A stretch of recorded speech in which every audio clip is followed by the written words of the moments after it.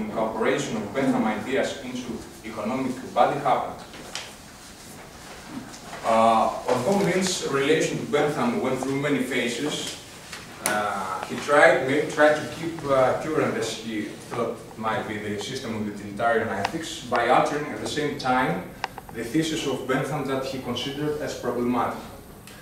Of course, one of the basic points of disagreement could be no other than the moral arithmetic procedure and the attempt by Bentham to establish a quantitative commensurability between different categories of subjective feelings, that is, between different pleasures and different pains, to do with the maximization of happiness. Mill places not only happiness, but also its promotion in the same definition of the principle of utility. Therefore, the utilitarian tradition to which Mill belonged clearly meant more by the greatest happiness principle than that the happiness is the sole intrinsic good. It meant also that the desired actions are those which promote happiness and that undesirable actions are also those which reduce happiness or produce unhappiness. And to use Mill's own words, I will read an abstract that I think some of this morning's speakers also used. Happiness to judge all human conduct, from whence it necessarily follows that it must be the criterion of morality, since a part is included in the whole. Now, according to the previous analysis, there of course come forth, according to Mill's reasoning, the parameter of quality, a fact that makes pleasures or pains non-homogeneous, of course in contrast to what Bentham had earlier argued. In this way, Mill denied to accept the simplistic reduction of all pleasures, that is, the superior or mental pleasures and the inferior or bodily ones, into a monodimensional quantitative calculation. Thus, he separates himself from the anthropological structure that Bentham had earlier proposed. To give with the principle of utility, to recognize that the fact that some kinds of pleasure are more desirable and more valuable than others.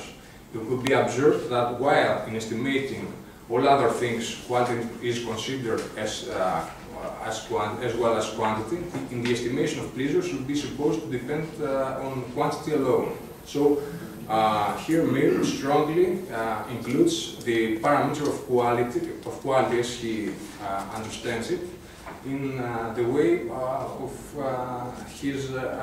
inside his argument. So, according to Mill, there are some unbridged qualitative difference between non-homogeneous pleasures. And for Mill, it is better to be a human being dissatisfied than a pig satisfied, or better to be a Socrates dissatisfied than a fool satisfied, which is some words that gives an elegant. If we do have an equal concern for the well-being of both individual men and individual women, then that might well mean we should be treating them unequally in order to achieve that outcome. At this point, one feels bitter, to which you just say, no, just tired. It feels weary when you go through these details, you can't do it real that time. That's to do with nature.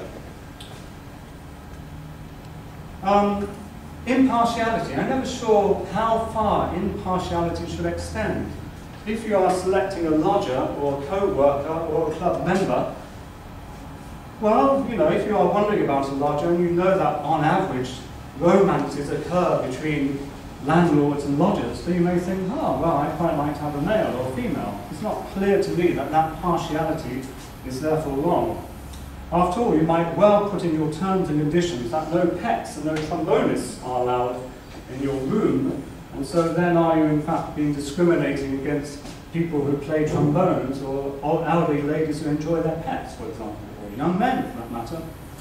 Are you looking upon people as being an income object, whereas before you may have been accused of looking upon them as a sex object?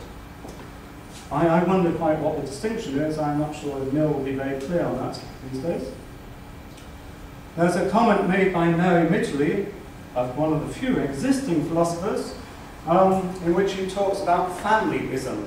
When we are concerned to be fair with regard to all individuals, does that actually mean being totally impartial between your own children and other people's children, between your wife? I think that it's therefore a very difficult issue to know where you draw lines with regard to impartialities. And that does, of course, touch the subject with regard to sex, namely men and women with regard to which occupations and so on. It's back to that Burden and Ask problem about which relations or features justify discriminations, and which ought not to be taken as so doing. Favour and preference are not always censurable, and indeed the case in which they are condemned, and rather the exception than the rule. So it's not clear nor be a pure feminist in the way in which maybe people today might think of. We've talked about what's best for the job. You might well say it should usually be blind to sex.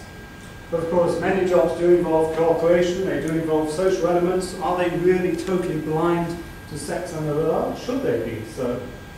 And should we change attitudes if they should be so?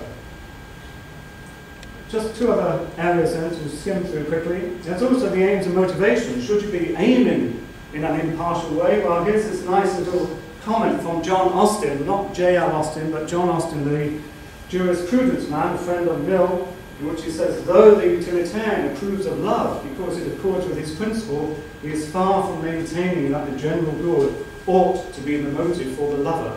It was never contended by a sound orthodox utilitarian that the lover should kiss his mistress with an eye to the common will, right, the common welfare. And I'm sure he would go on to say, nor should it be that he should ponder about kissing his mistress with regard to being totally impartial. And those sorts of relationships just are not the impartial relationships. Nu. Deci este discutată în epistemologie și, după cum v-am spus, se discută nu despre posibilitatea unei critici dintr-o perspectivă empiristă a unor teze ale lui Leibniz, Kant, nu? În această succesiune, cu privire la adevărurile a priori ale matematicii. Și Mill este identificat drept filozoful care a încercat să realizeze o asemenea critică a ideilor leibniziene, kantiene, dintr-o perspectivă empiristă, critică pe care însă cei care au urmat, în primul rând Frege, cu fundamentele aritmeticii, au supus-o la rândul lor unei critici devastatoare. În așa fel încât Mill este prezent în actualitatea acestei teme, să spunem, prin eșecul pe care l-a avut încercarea sa